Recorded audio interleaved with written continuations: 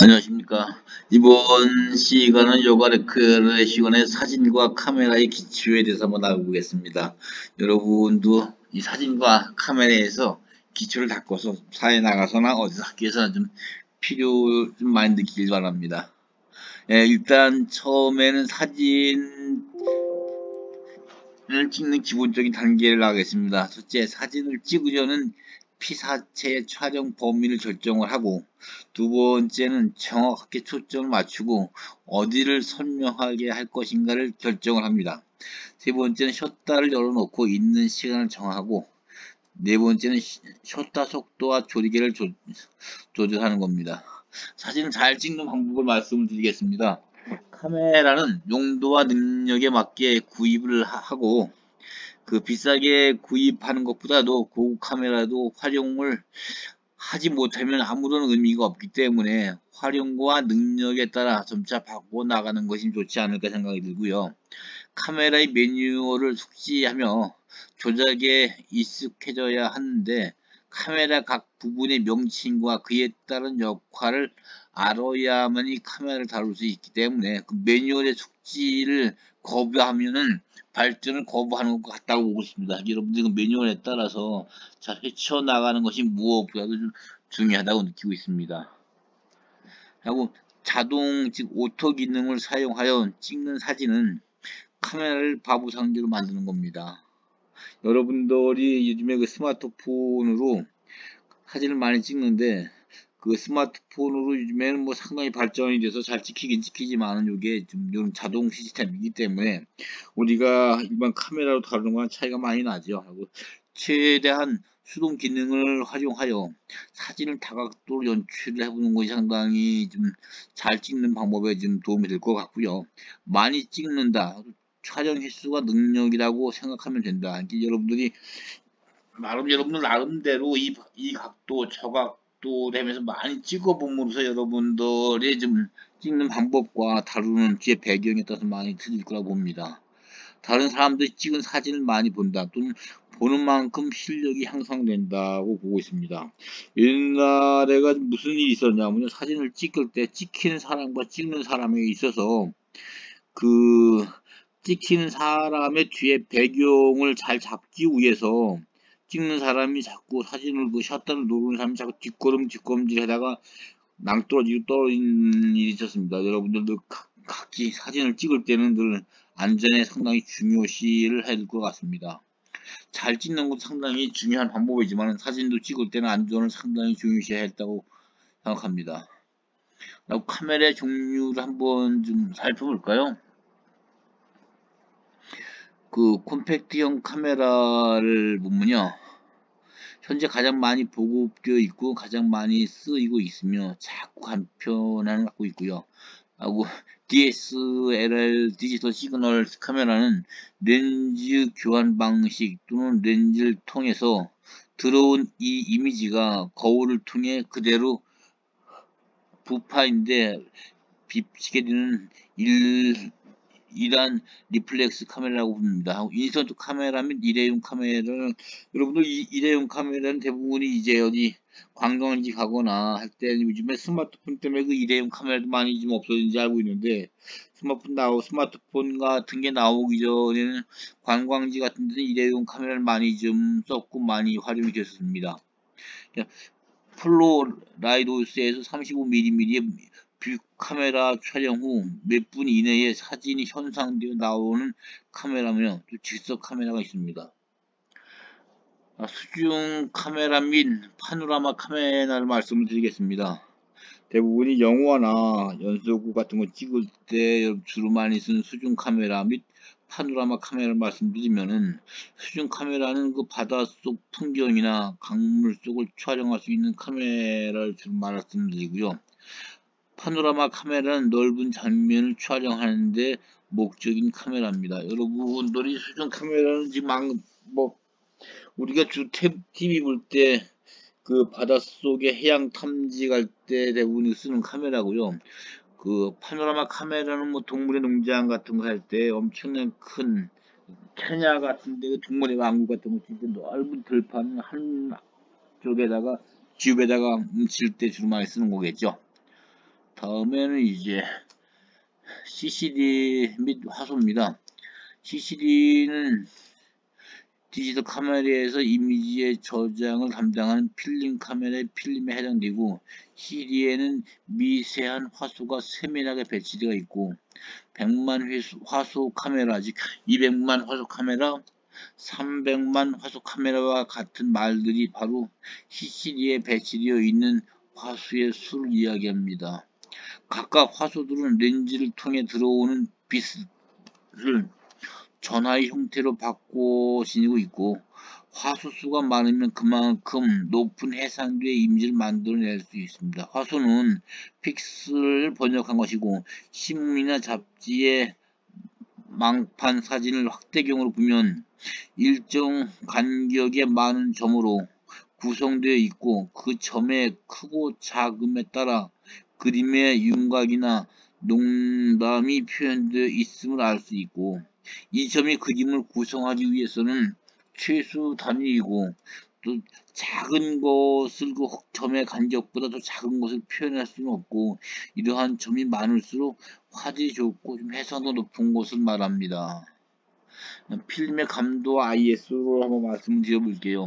필름의 감도는 요즘에는 뭐 이 필름 같은 걸 좀 사기 좀 상당히 좀 어렵죠. 요즘에 아직도 그 많은 그 카메라를 다루고 하시는 분들은 그 여러분들 같이 요즘에 디지털 카메라가 아니라 카메라 필름을 옛날에 코닥 퓨지 같은 경우는 그 카메라를 지금 필름 가고 그 필름으로 흑백과 컬러를 지금도 많이 사용하고 있습니다. 저도 오늘 나름대로 지리산 뱀사골을 천년송을 보러 가는데 그 계곡에 보니까 그 카메라를 들고 그 물의 흐름과 돌의 모양을 보러 많은 그 카메라맨들이 와서 그 사진 찍는 거 봤더니 다 다루는 게 그 필름을 쓰고 있더라고요. 그래서 그 필름의 감도 ISO를 한번 살펴보면은, 필름의 감도는 감광도를 말하는 것으로 필름의 빛에 반응하는 민감도이고, 다시 말해 빛에 의해서 변화된 속도를 말합니다. ISO를 이야기하면 국제표준규격이라고 하고 하죠. 지금 제가 금방 말씀드린 것처럼 옛날에 주로 그 쓰는 코닥과 후지 같은 걸 보면 그 한쪽 순서 있죠. ISO라고 이제 국제 표준화 가격이라고 이야기하는 겁니다. 그래서 뭐 그 당시에는 모든 카메라는 국제화 시스템에 맞게끔 그 필름을 만들어서 모든 카메라 맞게끔 만들어주고 있습니다. 하고 ISO와 같이 쓰이던 SA는 미국의 표준 규격인데 ISO 수치와 일치하게 쓰이고 있습니다.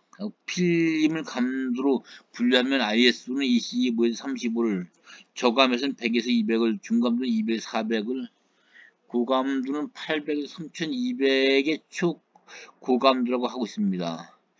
또 필름의 감도가 낮으면 빛을 받아들이는 속도가 낮아서 광량이 충분한 곳에서 촬영이 적당하고, 필름의 감도가 높아지면서 그 빛을 받아들이는 속도가 빨라져 빛의 그 부족한 일몰 후에 또는 실내에서 촬영이 적당한 거 쓰고 있습니다. 감도가 낮은 상태에서는 충분한 광량으로 촬영한 사진은 입자가 고화질이 좋아진 반면, 높은 감도로 플래시를 사용하지 않고 촬영한 사진은 비례적으로 입자가 거칠고 화질이 좀 떨어진다고 보고 있습니다. 저감도 촬영하려면 충분한 광량을 사용해야 하며, 그렇게 하기 위해서는 나름대로 상당히 흔들림 방지를 위해 삼각대를 사용하는 것이 좋고, 고정된 피사체가 유리하게 낙혀집니다. 고감도일수록 촬영이 어려운 곳에서도 촬영이 가능하나 입자가 거칠어 만족할 만한 화질을 얻기 좀 어렵습니다. 그래서 저감도 촬영을 하려면 대부분이 이제 우리가 찍을 때는 이제 호흡을 크게 들어 마셨다가 내뿜고 다시 호흡을 들어 마시면서 멈춘 상태에서 그 흔들림을 방지시키죠. 요즘에는 이제 그 흔들림 방지하기 위해서는 나름대로 삼각대를 이용해서 시간을 맞춰서 그 시간대별로 계속 찍어 갖고 그 움직이는 물체, 만약에 그 돌과 부딪히는 그 물의 그 퍼짐 현상도 그때그때 찍어내죠. 예. 고감도의 ISO 감도별 특징을 이야기하겠습니다. 중감도, 고감도, 저감도로 나누어지는데요. 그 중감도는 IS 100에서 200이고 선명도 고감도보다 선명도가 더 높고 섬세하고요. 고감도는 IS 400 이상이며 빠른 움직임을 표적할 때 쓰는 거죠. 하고 저감도는 IS 52 이하이며 저감도를 사용하여 선명도가 높은 화질의 사진을 얻어냅니다. 대부분 여러분들이 그 섬세한 것을 찍기 위해서는 그 저감도 샷다가 그 닫히는 속도가 상당히 느리고요. 고감도는 IS 400 이상이며 여러분들이 공을 차고 할 때 그 고감도를 많이 써서 공을 그 움직이는 속도 정확히 포착해 사진 찍게 마련이라고. 대부분 중감도 100에서 200이며 고감도보다 좀 선명도가 좀 높고 섬세하다는 편이 있습니다. 하고 ISO를 높여서 촬영한 이유거든요. 이 사진을 보면 이 사진에서 ISO를 높여서 촬영한 예고요. 두 번째 우측은 플래시를 사용하여 촬영한 예를 살펴보고 있는 겁니다.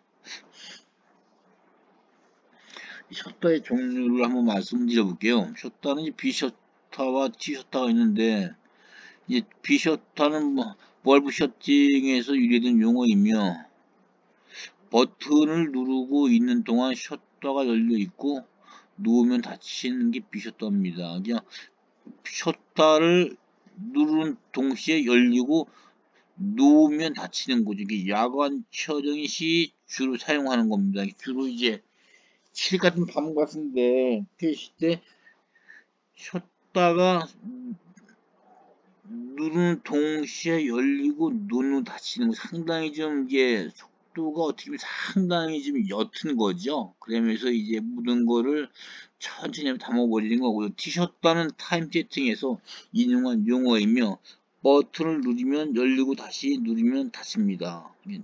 누르면 열리고 다시 누르면 닫힙니다. 야경이나 밤하늘 별자리 촬영 때 많이 사용합니다. 여러분도 한번 어디 한번 전지훈련 같은 데 갔다가 한번 이 B셔터와 T셔터를 구경할 때 야경을 촬영 시 주로 사용하는 게 B셔터고 야경 시에 밤하늘이나 별자리 촬영할 때 사용하는 것이 T셔터입니다. 이렇게 B셔터하고 T셔터를 잘 구별해서 카메라에 쓰시기 바랍니다. 하고 이제 B셔터 사용 예하고 B셔터에서 흔들림 예를 본 겁니다. B셔터 밤하늘이 밤에 찍은 이제 이 B셔터 사용이지. 하고 이제 우측에는 이제 그 밤하늘 찍었을 때 셔터에서 흔들림을 이야기합니다. 그냥 눌렀을 때 열리고 띄면 닫힐 때 그 B셔터 사용도를 보여준 겁니다. 나름대로 이 셔터 사용을 제대로 사용한 것과 B셔터에서 흔들림을 그림으로 보여주고 있는 것입니다. 그 다음에 이제 고속 스피드 셔터입니다.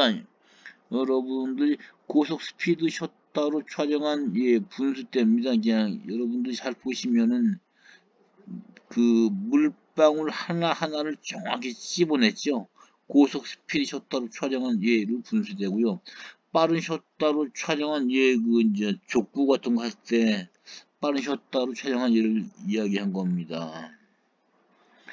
슬로우 스피드 셔터입니다. 여기서는 이제 슬로우 스피드 셔터의 예는 떨어지는 물을 잡아낸 거고요. 슬로우 스피드 셔터의 예 분수입니다.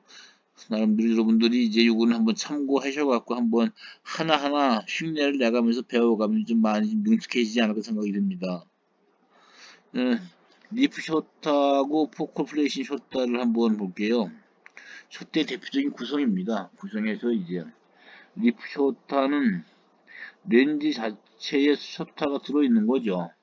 그래서 원형 모양의 줄임 방식으로 금속판이 서로 겹쳐져 있어서 버튼을 누르면 열렸다 닫히는 걸 갖다가 이야기를 하고요.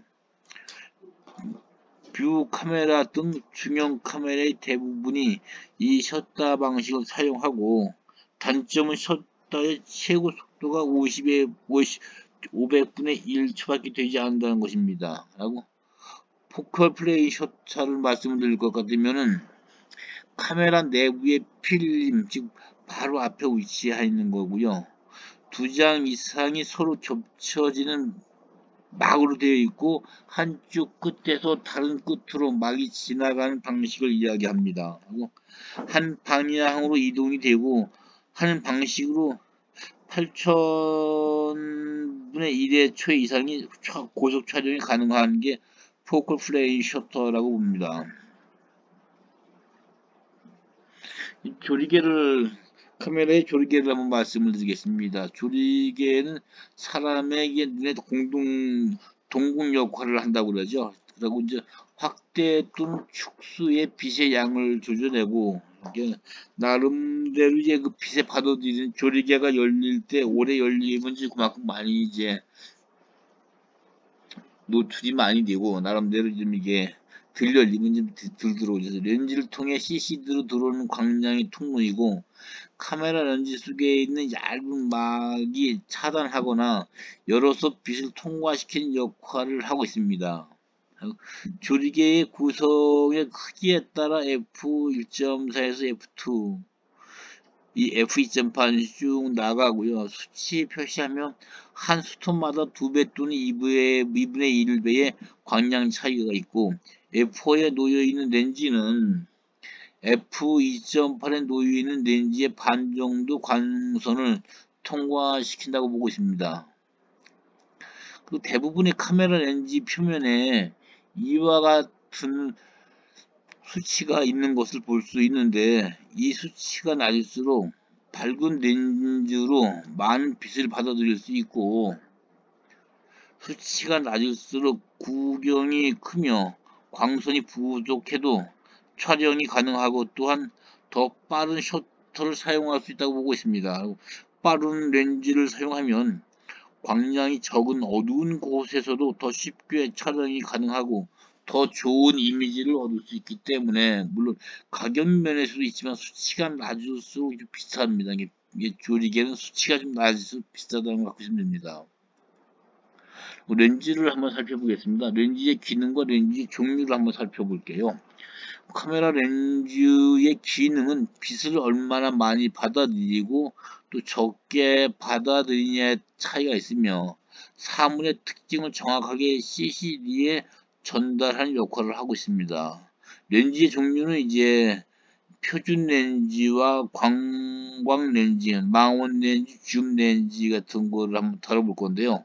표준 렌즈는 사람이 시각과 가장 가까운 렌즈를 표준 렌즈라고 부르고, 광광 렌즈는 표준 렌즈보다 시야각이 넓고 초점이 짧은 겁니다. 그리고 망원 렌즈는 여러분들 말대로 표준 렌즈보다 화각이 좀 좁고 상위 크기는 더 큽니다. 그리고 줌 렌즈는 한 개의 렌즈를 다양한 초점 거리에서 사용할 수 있도록 설계된 렌즈죠. 광각 18로 촬영한 예입니다. 여러분들 보시면요, 이걸 갖다가 광각 예의 18로 촬영한 이 예를 한번 좀 살펴보시기 바랍니다. 이제 접사 촬영 아웃포커스입니다. 도라지 꽃을 찍을 때 접사 촬영에서 아웃포커스 찍어서 있는 그림입니다.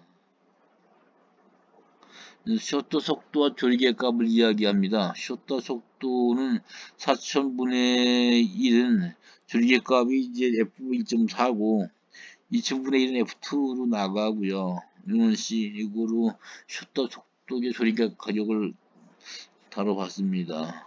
그리고 맑은 날의 노출 정도입니다. 노출이 좀 부족한 거고요. 그러면 적정 노출을 나타낸 거고 과다 노출인 거죠.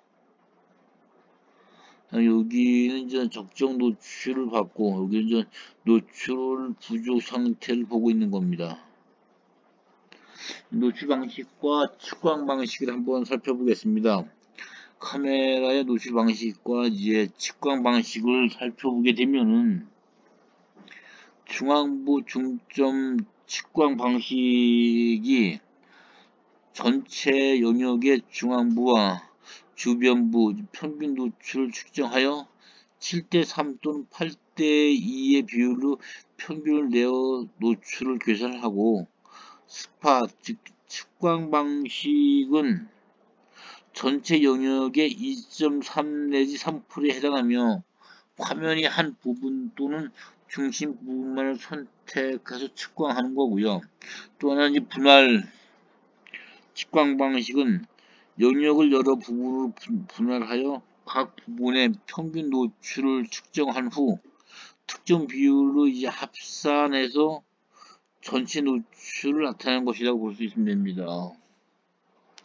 부분 측광 방식은 전체 영역의 9.5%에서 10.5%에 해당해서 노출을 측정하는 것을 이야기를 하고 있습니다.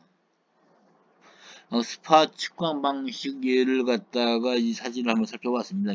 스팟 측광 방식의 예는 앞에 찍고자 하는 선택 물건은 정확히 노출되지만 뒤에 면에서 안 보이시죠? 이거 이제 측광 방식 예를 살펴본 겁니다. 그 다음에 이건 이제 분할 측정 방식의 예를 살펴본 겁니다. 여러분들이 이제 같이 놀러 갔을 때 여러분들이 하고 싶은 동작을 갖다가 분할 측정 방식 예를 찍어서 흔들림 없이 찍어내는 방법입니다. 그 다음에 이제 피사 게심도입니다. 여러분들 피사 게심도라고는 잘 안 들어봤죠? 피사 게심도가 만드는 포커스의 종류입니다. 여기서는 이제 아웃 포커스가 있고 펜 포커스가 있고요. 피사 게심도를 결정하는 요소는 이건 만드는 포커스의 종류고 피사 게심도를 결정하는 요소는 조리개가 있고요. 피사체와의 촬영 거리가 있고 렌즈의 초점 거리를 이렇게 나눠보서 살펴보고 있습니다. 그 다음에는 이제 태권도가 이제 격파하는 기술에 있어서 부분 측광 방식 예를 들은 겁니다. 이제 부분적으로 측광 방식의 예를 들어서 사진을 노출시킨 걸 이야기하는 겁니다. 아웃포커스를 이야기한 겁니다. 여기서 이제 아웃포커스의 예고 앞에 어린이에게 초점을 둔 경우 앞에가 이제 정확히 선명히 나오지만 뒤에는 이제 안 나오죠. 그래서 이건 이제 앞 어린이에게 초점을 둔 경우고 이건 아웃포커스 예입니다. 펜포커스 예는 예를 드는 겁니다. 펜포커스 예죠. 그 다음에 이제 심도입니다. 심도가 좀 깊은 거고요. 이 길이에 따라서 멀리까지 어두운 묘면에서 정확히 길까지 보여지만 이건 심도가 좀 얇죠. 앞에 물체는 정확히 나타내게 보이지만 뒷면은 좀 보이지가 않죠. 심도는 얇기 때문에 그렇습니다. 이건 심도가 너무나 깊고 오른쪽 심도가 너무 얇아 보이게 사진 찍은 겁니다. 이제 촬영 모드를 한번 들어가 보겠습니다. 촬영 모드에서는 프로그램의 자동 노출과 조리개 우선 자동 노출 또는 쉬었다 우선 자동 노출, 수동 노출, 완전 자동 노출로 구별했습니다. 프로그램의 자동 노출에 의해서는 이제 어린아이들의 이제 부채춤을 보는 건데 이게 이제 프로그램 자동 노출의 예를 갖다가 놓고 사진을 찍은 겁니다. 그 다음에 조리개 우선이 모두 심도를 조금 얇게 놓고 조리개로 사진을 갖다가 얇은 면에서 사진 찍은 거거든요. 여러분들이 한번 잘 살펴보시기 바랍니다. 그 다음에는 셔터 우선 모두 빠른 셔터입니다. 이렇게 나름대로 점프해서 그 최고점에 찍고자 하는 그면은 정확히 찍힌 거죠. 이게 이제 셔터 우선 모두 빠른 셔터를 찍어서 올린 겁니다. 요거는 이제 자동 초점 여러분들이 좋아하는 거죠. 자동 초점 일반적인 사진입니다. 축구선수 이영표 선수가 찍은 건데요. 자동 초점 일반적인 사진을 찍은 겁니다. 그 다음에는 수동 초점 코스모스에 초점을 맞추고 찍은 거거든요. 그러니까 수동 초점으로서 코스모스에 초점을 맞추고 사진을 찍어서 나온 겁니다. 이게 이제 화이트 밸런스의 본래의 색을 찾는 데 중요한데 이 중요한 이 앞에 이 꽃의 색채를 정확히 나타내기 위해서 색을 찾는 데 중요한 부분을 차지한 게 놓고 찍은 겁니다. 이거는 실내에서 형광등입니다. 이제 하나 학습 발표에서 이제 실내 형광의 등에서 이제 찍은 겁니다. 네, 수고하셨습니다. 다음 주에 또 다음 주에 뵐게요. 예.